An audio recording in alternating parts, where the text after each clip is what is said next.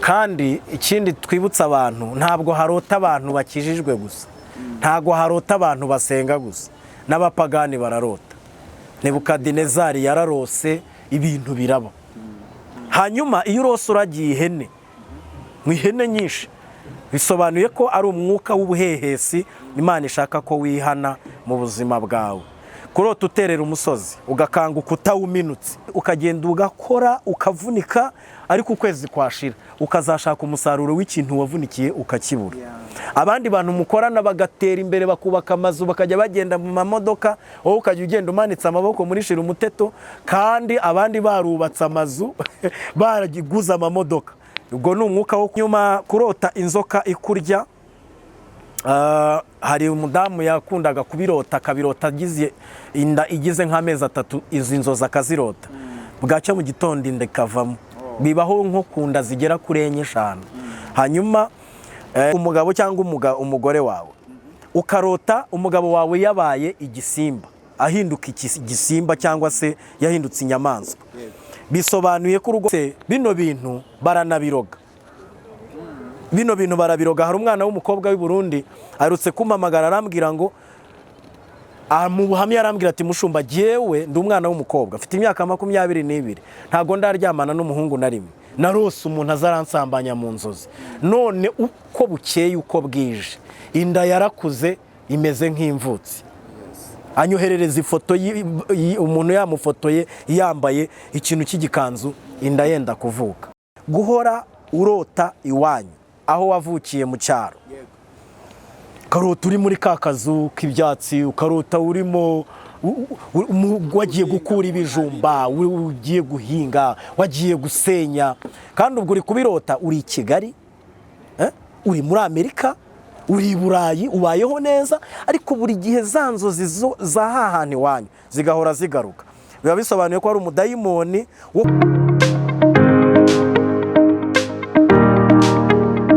turagusuje kandi tukwifurije umugisha w'Imana. Wowe nshuti udukurikiye, urakoze cyane gufungura iki kiganiro. Imana iguhe umugisha, kandi kubana natwe n'umugisha. Kandi subscribe cyangwa se sabone kugira ngo ujye ubona ko hari ibiganiro byacu bigiyeho, kandi kuri iyo nzogera. Imana iguhe umugisha. Nitwa Fidele Gatabazi. Uyu munsi turi kumwe n'umugabo wirabura. ko kantu bawongeyemo nawe. Pastor, turakwakira mu izina rya Yesu. Urakoze cyane. Umeze neza? Turashima Imana. Turishimye kwakira ku byahishuwe. Hari ibintu biba byarahishwe kera, uyu munsi tugeze mu byahishuwe. Murakoze kutwakira byahishuwe. Ubwo hari n'ibindi Imana igiye guhishura. Amen. Ntabwo turi butinde rero, murabwira abantu amazina yanyu. Murakoze cyane, katwongere tubasuhuze kandi tubifuriza umugisha w'Imana. Nitwa Pasteur Dusabimana Pierre, nkaba ndi umugabo, mfite umudamu n'abana 3, kandi ndi umugenzi ugana Isiyoni. Amen. Imana iduhana umugisha. Tujye gusenga Imana kugira ngo dukomeze n'ikiganiro. Karibu no gusenga. Turagushimiye Data wa twese uri mu ijuru. Uri Imana igira neza, uri Imana ikomeye, uri Imana ihambaye, uri umukozi w'umuhanga. Turagushimira ko wabanye natwe iminsi itambutse yo kubaho kwacu, kadutiza umwuka duhumeka, uyu mwanya tukaba turi bazima. Izina ryawe nirihabwe icyubahiro. Amen. Turagushimiye kubwo umuntu wese uzakurikirana kino kiganiro, kandi azahabwa umugisha muri cyo mu izina rya Yesu. Turagushimira ko ugiye kubana natwe muri uyu mwanya dutangira ndetse tukaza kugera ku musozo, wihesheje icyubahiro nk'Imana nyamana. Ugira ibyo uhishura muri iri jambo ryawe muri iki kiganiro, kandi ubwoko bwawe buzungukiremo byinshi. Izina ryawe rishimwe, tubisabye twizeye mu izina rya Yesu. Amen. Amen. Nongeye kubaha ikaze kandi nongeye kugushimira gufunga iki kiganiro. Ucyumve cyose kirangize biragenda neza. Mu buzima busanzwe tujya turota, tujya tugira ubuzima bw'inzozi.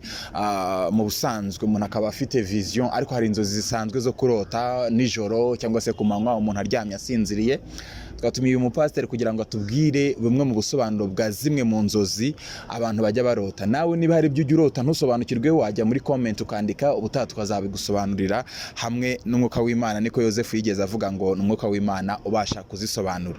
Aha, inzozi ubundi ni ibiki?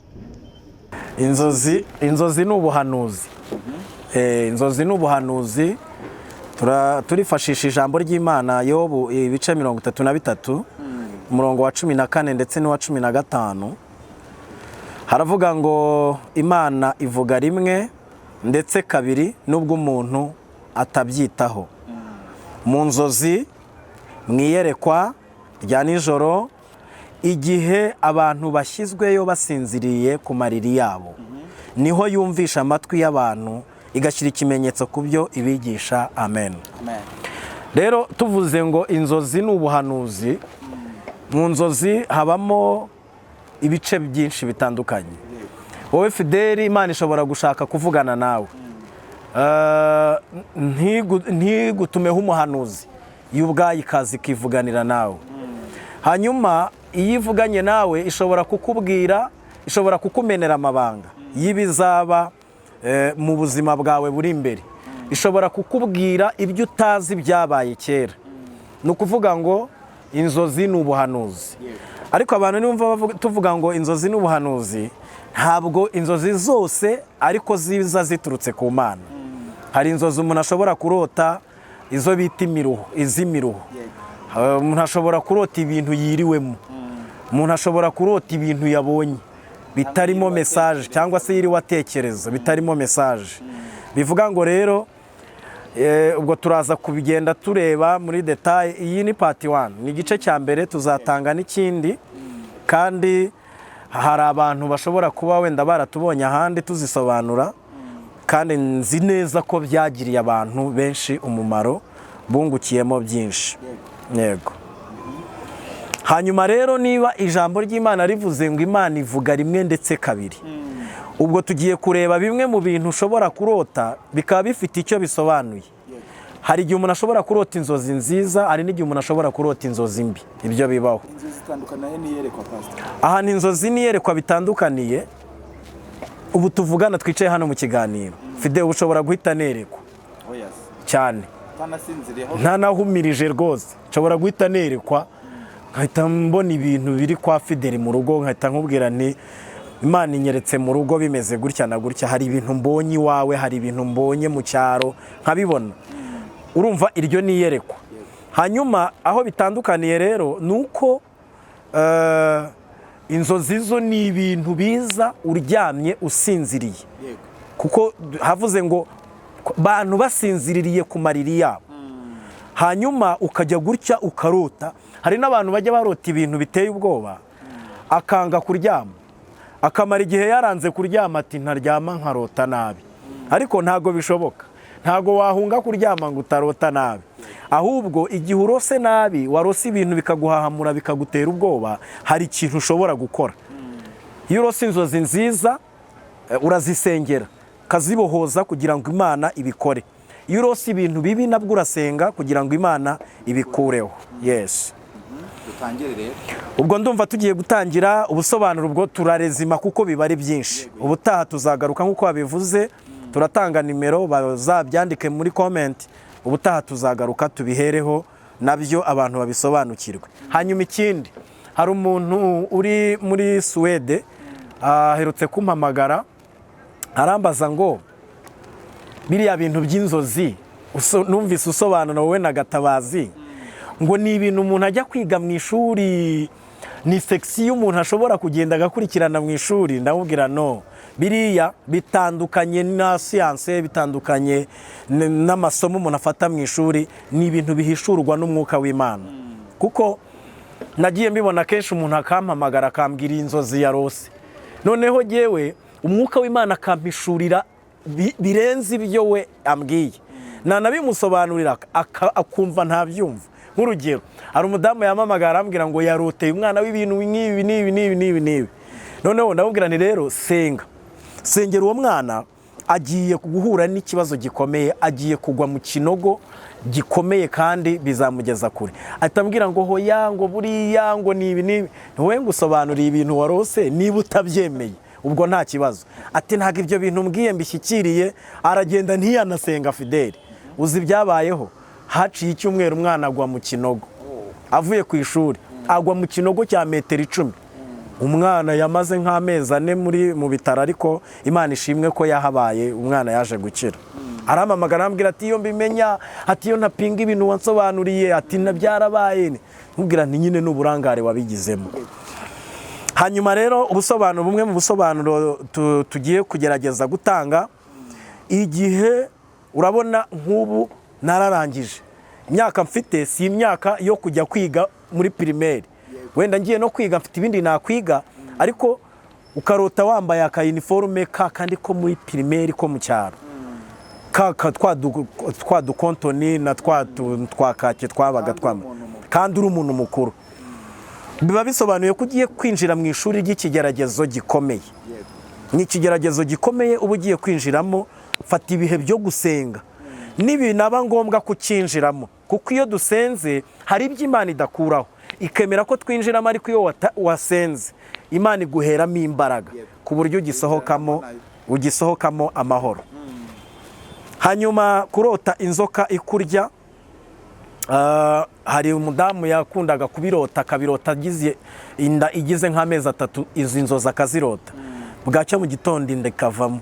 Bibaho nko kunda zigera kuri 4-5. Hanyuma yumvise nsobanura inzozi, haraza turasenga, Imana ibikuraho.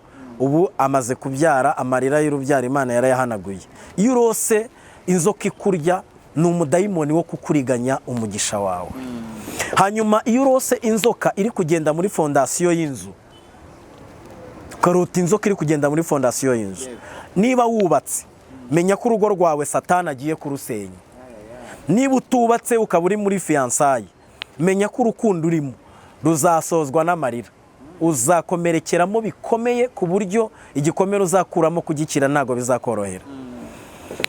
Hanyuma kurota inka y'amahembe ikwica, ikakwitendekaho ishaka kuguturubika ihembe, ukirukanka ugakwepa ugahunga, ukurira n'igiti ikagusangamo, ni ikigeragezo gikomeye uba ugiye guhura nacyo, nabwo bisaba kubisengera.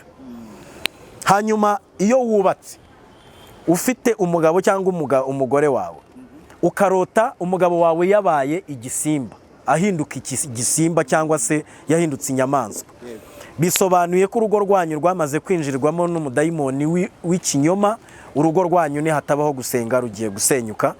Ibi ngibi hari abadamu benshi bampaye ubuhamya ko byababayeho, bashiduka banakoze za divorce, byagenze gutyo. Hanyuma kurota abantu bapfuye, yaba ari mama wawe, yaba ari papa wawe, yaba umuvandimwe wawe, yaba ari inshuti yawe, umuntu uzi ukamurota yarapfuye. Hari igihe umuntu yishima ngo yo ngo mama apfuye muri 80 ngo yansuye, ngo twaganiriye, ngo nishimye, ngo yo ngo iri joro naraye neza. No, ntabwo ukwiriye gusurwa n'abapfuye. Menya ko nawe umwuka w'urupfu ukuriho. Icyo gihe bisaba gusenga. Kurota ukora ikizami, ariko ukabwirwa ko icyo kizami ari icyanyuma, bisobanuye ko ishuri ry'ikigeragezo wari urimo riba rigiye kurangira. Kurota wagiye kuvoma, ariko wagera mu rugo ukabura amazi mu kivomesho kandi wavuyeyo cyuzuye, ibi bisobanuye ko ari umwuka w'inyatsi, icyo bita umwuka wo kuruhira ubusa. Umwuka wo kuruhira ubusa, ukazinduka saa 10 ukagenda ugakora ukavunika, ariko ukwezi kwashira ukazashaka umusaruro w'ikintu wavunikiye ukakibura. Abandi bantu mukorana bagatera imbere, bakubaka amazu, bakajya bagenda mu mamodoka, wowe ukajya ugenda umanitse amaboko muri shira umuteto, kandi abandi barubatse amazu baragiguza amamodoka. Ubwo ni umwuka wo kuruhira ubusa rero, umwuka w'inyatsi, kandi uyu mwuka wo kudatera imbere. Twavuze hari ni za karande tuzavugaho, hari igihe aba ari umwuka uturuka mu miryango y'iwanyu, aho uvuka uwo mwuka ukagukurikirana. Hanyuma kurota wabyaye, ariko ukabona wabyaye umwana w'uruzingo utishimiye, bisobanuye ko Imana ibikugaya uburyo uhagazemo mu mwuka. Imana ibirimo kukugaya, ongera ufate ibihe byo gusenga, hari ibintu Imana ishaka ko wihana, egera Imana wihane, izakugirira neza. Hanyuma kurota ugiye kwambuka ikiraro, ugakanguka utacyambutse, cyangwa se kigacika abandi bambutse wowe utarambuka, bisobanuye ko ari umwuka uje kukuriganya umugisha wari ugiye kwakira. Hari intambwe wari ugiye gutera, hari ahantu wari ugiye kugera, hari poromosiyo wari ugiye kubona, ariko abadayimoni ubwo barakuriganije. Fata igihe cyo gusenga ubohoze umugisha wawe. Hanyuma kurota, iki nigeze kukikubaza, kurota perezida yagusuye, perezida wa repubulika akagusura, mukicara mugasangira, ukamuzimanira, mukaganira, cyangwa se pasitore wawe aho usengera, niba uri umukristo usenga, pasitore wawe yaje kugusura. Twasobanuye ko ari ikimenyetso cyo gusurwa n'Imana. Iyo ari madamu wa perezida wagusuye, ni marayika Imana iba yagutumyeho. Hanyuma twaravuze ngo ujye umekinga shuwa nubwo ari mu nzozi, aba bantu niba bagusuye ntibakagenda utavuze icyifuzo gikomeye wifuza ko Imana ikora ku buzima bwawe, kuko ntabwo uyu munsi perezida aguhaye audience muri perezidansi, ntabwo wagenda ngo akubaze ngo urashaka iki, ngo umubwire ngo ndashaka kungurira igare. Hari umuperezida umwe w'igihugu duturanye yanyuze ahantu asanga umugabo arimo arakora umuhanda wenyine w'ibirometero byinshi. Aramubaza ati se ngukorera iki? Aparika imodoka, aba escort barahagarara, ngukorera iki? Uzi ukuntu yamubwiye? Yaramubwiye ngo nguriye akagare kazajya kamfasha kugera hano nkakora neza, byafasha. Aramureba ahita abwira umuyobozi wari uri aho ati uyu mugabo mumushakira igare. Ubwo byararangiye nyine yahembwe igare. So gusaba nabi nabyo ni ikindi kibazo. Kandi twaravuga ngo ujye umekinga shuwa, ntakagende utavuze icyifuzo gikomeye ushaka ko gikoreka mu buzima bwawe. Hanyuma kurota imbwa izi kurya, imbwa ikaza ikakuruma, ikakwitendeka, ikakwirukankaho. Hari umwana w'umukobwa yarampamagaye kugira ngo ansobanurire yabirose, arambura kubera akazi kenshi. Buke yasura fiance wiwe, amusuye ahita amusambanya ku ngufu, amutera inda na sida icyarimwe, kandi birangira batanabanye. Umva icyo gikomere. Hanyuma biba bisobanuye ko ugiye kugwa mu mutego w'ubusambanyi, mu cyaha cy'ubusambanyi. Iyo warose imbwa ikuruma cyangwa se ikwirukankaho, n'umwuka ubusambanyi uba ugiye ukuriho. Hanyuma iyo urose uragiye ihene, mu ihene nyinshi, bisobanuye ko ari umwuka w'ubuhehesi Imana ishaka ko wihana mu buzima bwawe.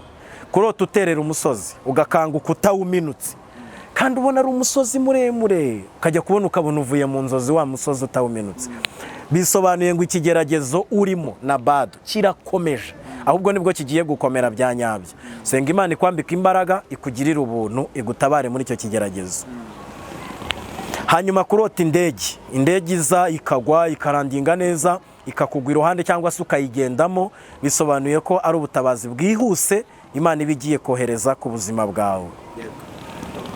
Kurota uhekenya amapera, ibisheke, ibigori byumye, ibi ngibi nabyo ni ibigeragezo uba ugiye kunyuramo cyangwa se uri kunyuramo. Icyo bisaba icyo gihe, fata igihe usenge, Imana ikwambika imbaraga muri ibyo bigeragezo uri kunyuramo, hanyuma Imana inagutabare ibigukuremo. Kurota umuntu wambaye imyenda yera aza akakogosha umusatsi, waba umugabo waba umudamu, biba bisobanuye yuko Imana biba bisobanuye ko hari ikintu Imana ishaka ko wihana, hari umwuka w'ubwibone Imana ishaka ko wihana. Twavugaga ko kurota ubona umuntu wambaye imyenda yera aza akakogosha, bisobanuye ko haba hari ibintu Imana ishaka ko wihana. Kandi ikindi twibutsa abantu, ntabwo harota abantu bakijijwe gusa, ntabwo harota abantu basenga gusa, n'abapagani bararota. Nebukadinezari yararose ibintu biraba. Bimwe nakubwiraga byo kwerekwa, Nebukadinezari yarungurutse mu itanura, abonamo abantu bangahe Fideli? Abonamo batatu, ariko abonamo n'undi wa kane. Nese yarahumirije, yararebaga. Icyo nicyo bita kwerekwa rero. Kandi noneho se yari umupagani, se hari ubwo yasengaga? Yeretswe ko wa kane asa gute? None se umwana w'Imana ko yari ataravuka, Nebukadinezari yamenye gute ko uwo muntu wa kane asa n'umwana w'Imana? Bisobanuye ngo n'abapagani nabo bagira gute? Bashobora kwerekwa, ndetse baranarota. Ahubwo ikibazo ni uko umuntu atamenya ibyo bintu yabonye ngo bisobanuye iki. rwose umuntu wambaye imyenda yera aza akakogosha, hari ibintu Imana ishaka ko wihana, kandi numara kubyihana urabona umugisha wawe. Hanyuma iyo atari umuntu wambaye ibyera, ari umuntu wambaye ibyirabura aza akakogosha, ni umudayimoni wo kuza kugukuraho icyubahiro cyawe. Kurota umuntu abantu bagutera amabuye, uba ugiye guhura n'urugamba rw'amagambo, abantu bakaguhagurukira bakakuvuga bikomeye cyane. Hanyuma kurota ubabwa n'ikinyabwoya, ukabona mu nzozi ukaryama ukajya ukumva ikinyabwoya kinjiye nko mu mwenda, kumva kirimo kirakubaba. Ni umwuka w'urubwa abadayimoni baba bagiye kuguteza. Birashoboka ko ari ikigeragezo uba ugiye guhura nacyo, birashoboka se kuba uri umuntu usanzwe ukora ibyaha ariko ukaba ugiye gufatwa, ukaba ugiye kubifatirwamo, ahantu uri hose ntabwo ushobora kwihishira, kuko ikinyabwoya kigufashe rwose. N'ubu ahangaha nubwo haba ari mu isoko ucyumvise mu myenda, ukuramo ntiwita ko ari mu bantu, biba bisobanuye yuko hari urubwa ugiye guhura narwo. Kurota uhinga ariko urimo gucukura ikinogo kirekire, biba bisobanuye ko mu muryango wawe harimo umwuka w'urupfu. Tegure kujya gushyingura nihatabaho gusenga. Kurota wakoze ubukwe ariko uwo mwabukoranye ntumubone, ni umwuka w'urupfu ku buzima bwawe, ntabwo ari ku bandi, ni kuri wowe. Hano iyo uri kurota umuntu wakoze ubukwe ariko uwo mwabukoranye ukabona ibindi bice ariko mu maso utamubona, bisobanuye iki? Ni igihe umusore ari muri relationship cyangwa se umukobwa ariko akaba afite kwa kundi avuga ati abanyarwanda baciye umugani ngo bagarira yose nta wamenya irizera n'irizaruma, akaba atarahitamo. Noneho akaba afite nka babiri, avuga ati hano nitabyara inyana hariya izabyara ikimasa. Hano bisobanuye ko uba ugomba gusenga kugira ngo Imana ikuvane muri confusion, igusobanurire umenye neza amahitamo yawe kugira ngo utazabiririramo. Hanyuma kurota urimo kunyonga igare ndetse ahantu hamanuka cyane rimeze nk'iryacitse feri, ruba ari urupfu rwihuse. Hari umuntu twari turimo turasengera ahantu, noneho haza umuntu umwe ngo yari umuhanuzi bemera cyane, aravuga ati yewe papa kanaka Imana inyeretse ko imukijije kandi rwose igiye kumudusubiza ari muzima. Umugore ahita ahiga umuhigo ati nge nzatanga 50,000. Dutangiye gusenga mpita ngira iyerekwa, haza umuntu muremure, umugabo muremure azanye igare rishyashya ritarakora, rifunitse mu mashashi, araza arisunika riparika imbere y'igitanda. Abyutsa wa muntu amushyira kuri rya gare, arasunika aragenda gutya. Ndavuga ngo uyu muhanuzi umaze guhanura bino bintu yavangiwe, uyu muntu byanze bikunze igihe cyo gutaha cyageze. Ni ukuri ibyo bintu hari mu gitondo saa 11 Fide, byageze saa 1:15 yamaze gupfa. Ariko wasanga nibyo uwo nawe yari yavuze byari byo kwimukijije nyine. Nagira ngo nibutse abahanuzi bajye bareka gushyira abantu muri confusion. Imana umweru izi ko ari umweru n'umuhondo izi ko ari umuhondo. Bisobanuye iki? Sobanura ibintu uko ubibonye wibeshya, kuko urumva niba abantu bari bamaze kwizera ko umupapa agiye gukira bagahiga n'imihigo, mu kanya agapfa, ubwo urumva iyo shoke basigaranye. Imana nuko nguko nyine bisobanuri. Jewe nahise mva muri icyo cyumba ndagenda nicara muri salo, baraza barambaza ati se kudusize ku rugamba. Nongorera umuntu ndamubwira ntiruya mupapa agiye gutaha, ntabwo ari bukire. Saa 1:15 byari byarangiye. Urumva abahanuzi nabo hari gihe ba confusing abantu, umuntu akaguma aho ngaho kaguhanurira akakubwira ngo uriya musore ugiye gushaka siwe. Hari umukobwa babeshye none agize imyaka 49, bakajya bamubuza kwikorera ubukwe ngo uriya siwe. Baramucanze afite ibikomere. Hanyuma iryo gare rero risobanuye ko ari umwuka w'urupfu. Kurota urya inyama mbisi cyangwa se nubwo zaba zitetse si byiza, baba bagiye kukuroga. Ni igikombe cy'uburozi kiba giteretse imbere yawe. Hanyuma kurota kuba umumama atakijya mu mihango yageze mu myaka ya menopause, akabona arimo kuva, arimo yasubiye mu mihango kandi imihango yararangiye. Ni umudayimoni wo kumunywa amaraso Satani abagiye kumuteza. Hanyuma kurota utwite ariko bikarangira yanda itavutse, utabonye umwana uturutse muri yanda. Bisobanuye yuko hari isezerano rikomeye Satani aba agiye kukuriganya. Ba maso usenge. Abantu bakunda kubibaza cyane ngo mbese ikintu Imana yari yakoherereje Satani ashobora kukiriganya bigakunda. Iyo utabaye maso urariganywa bigakunda, kubera ko Abisiraheli babwiwe ko bazagera i Kanani, ariko ababibwiwe hagezeyo Yosuwa na Kaleba, abandi baguye mu nzira, abandi bagezeyo ni abavukiye mu nzira. Bivuga ngo rero igihe urose ibyo bintu ba maso usenge. Guhora urota iwanyu aho wavukiye mu cyaro, ukarota uri muri ka kazu k'ibyatsi, ukarota urimo wagiye gukura ibijumba, ugiye guhinga, wagiye gusenya, kandi ubwo uri kubirota uri i Kigali, uri muri Amerika, uri i Burayi, ubayeho neza, ariko buri gihe za nzozi za hahandi iwanyu zigahora zigaruka. Biba bisobanuye ko ari umudayimoni wo kuguheza mu buzima budafite ishusho. Donc wagiye muri Amerika, ariko karande waziteganya indege zaragukurikiranye. Bisobanuye ko rero ugomba gusenga Imana igaca uwo mugozi w'uwo mudayimoni uhora gusubiza inyuma. Kurota ugendera hejuru y'amazi ariko nturohame, biba bisobanuye ko ikigeragezo urimo nubwo cyaba gikomeye bwose uzakirangiza amahoro, uzagisohokamo amahoro. Senga Imana ikwambika imbaraga. Kurota abantu bakwirukankaho ngo bakwice ukaguruka, bivuze ko Imana iba ikurengeje imitego y'abarozi cyangwa se akagambane kari kariho ku buzima bwawe. Kurota uri kurya imisatsi ariko ugakurura bikanga gucika, bikanga gushiramo, hari abantu baba barimo kukuroga, kandi akenshi bano biba ari ibintu bya hafi byo muri famiye, biba bikorwa n'abantu bagufitiye ishyari bo mu miryango yawe.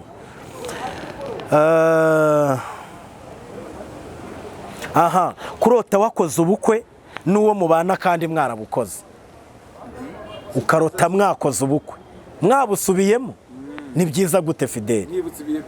Ntago ari cyo bisobanuye. Senga, hari umwuka wa divorce watatse urugo rwanyu. Kandi ari ubukwe? Reka ubukwe bwarabaye none urarota habaye ubundi. Yo, ni bibi cyane. Ni umwuka wa divorce. Hari abamama bagera muri 5 bampaye ubuhamya bw'izi nzozi ko byababayeho. Kurota imvura ikunyagira ari nyinshi, ikarinda ihita nta muntu ugutwikiriye kandi babireba.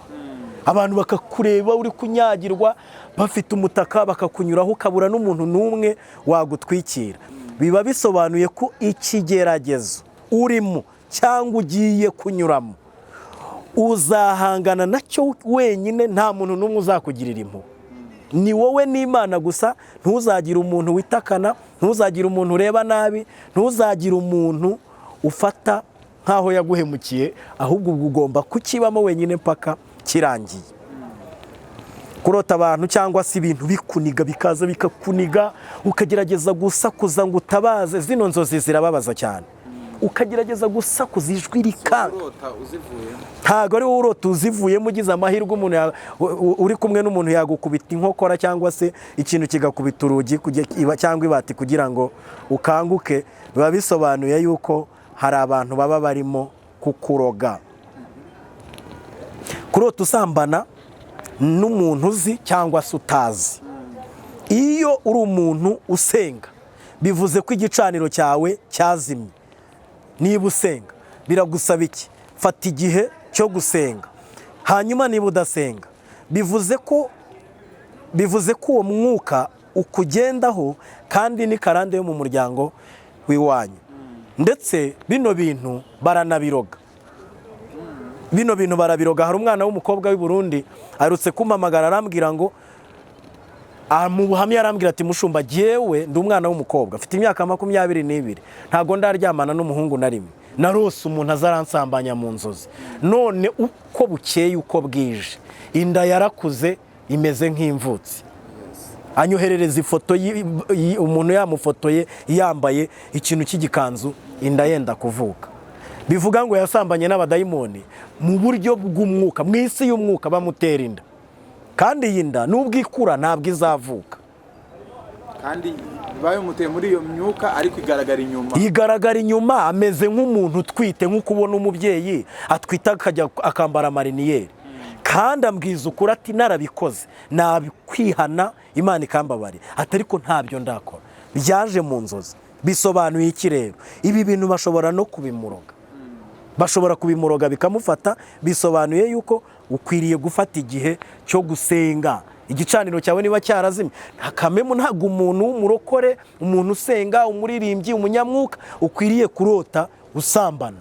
Ntabwo ari ibintu byiza. Bisobanuye ko igicaniro cyawe cyazimye. Hanyuma turimo tugana dusatira ku musozo w'izi nzozi. Kurota ugwa mu kidendezi cy'amazi meza. Amazi meza aho bitandukaniye n'amazi mabi. Iyo urose unyura mu kidendezi cy'amazi meza, biba bisobanuye ko hari ahantu Imana igiye kukwinjiza kandi uzabonera imigisha myinshi. Iyo ari amazi mabi, bisobanuye yuko imbere yawe hari icyaha Satani aba agiye kuguturamo. Ni kimwe n'iyo urose urimo kugwa mu kinogo kirekire, haba hari icyaha, umutego w'icyaha Satani agiye kuguteza. Iyo urose uragiye inka cyangwa uzikama, urose uragiye inka, apana zimwe zikwirukankana, karota uragiye inka nziza zimwe zidafite amahembe cyangwa se uri kuzikama, bisobanuye yuko hari umugisha Imana ibigiye kugwa. Ubwo bivuze ngo inka mu buryo bumwe ishobora gusobanura ibigeragezo, ariko mu bundi buryo nabwo ishobora gusobanura umugisha bitewe n'uburyo wayirosemo. Uyiragiye cyangwa uyikama, uyiragiye kandi ukabona ni inka nziza. Urabyibuka igihe Farawo yarotaga, yarose inka 7 z'iminambe, arota na 7 z'imishishe, kandi byasobanuraga ko ari umugisha Imana izatanga mu myaka 7.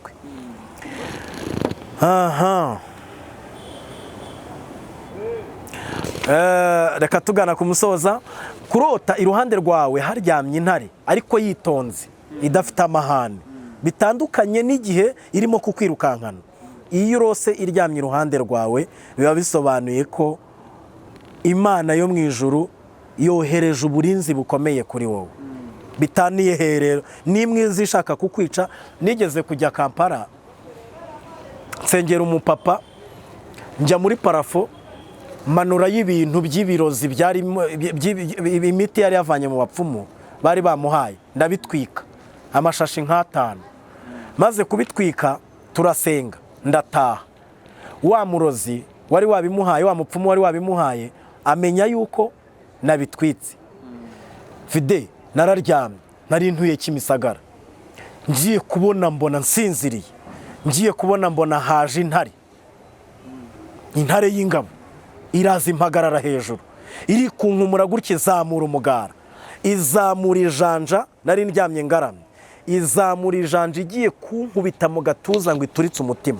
Kigukira hejuru, ndakanguka, nsohoka nirukanka nyoberwa ibimbayeho. Kumbe ni wa murozi wari wohereje intare. Mpita mbyuka ndasenga. Hanyuma za mbaraga yari yohereje, abonye yuko zinaniwe, ahita azohereza kuri wa mugabo. Byansabye kongera gutega nsubirayo. So rero inzozi nizi, ariko tuzavuga n'izindi ubutaha. Yego, reka dusengere abantu bashobora kuba barota ibintu ntibabisobanukirwe, cyangwa se zimwe muri izi nzozi Imana ibikureho. Ibindi muraza gutanga nimero umuntu ashobora kuba yahamagara kugira ngo asobanuze, no muri comment baragenda bandikamo, nta kibazo. Karibu no gusenga. Murakoze cyane, Imana ibaha umugisha kudukurikirana. Reka dusenge. Inzozi mbi warose tugiye kuzisengera, Imana izitesha agaciro. Inziza warose tugiye kuzisengera, Imana izishyigikire. Kuko Yosefu nubwo yahuye n'ibigeragezo, kubera ko yarose, byanze bikunze inzozi yari yarose Imana yarazisohoje kuko itabeshya. Mana Data, mu izina rya Yesu, turagushimira kuri Imana nzima, turagushimira kuri Imana ivuga rimwe ndetse kabiri naho tutabyitaho. Abantu bawe bamaze igihe bavugana nawe, ariko ntibamenye icyo ushatse kuvuga. Uyu mwanya basobanukiwe byinshi bikomeye wavuze ku buzima bwabo. Niyo mpamvu mpagaze mu bushobozi mpabwa n'ijambo ryawe.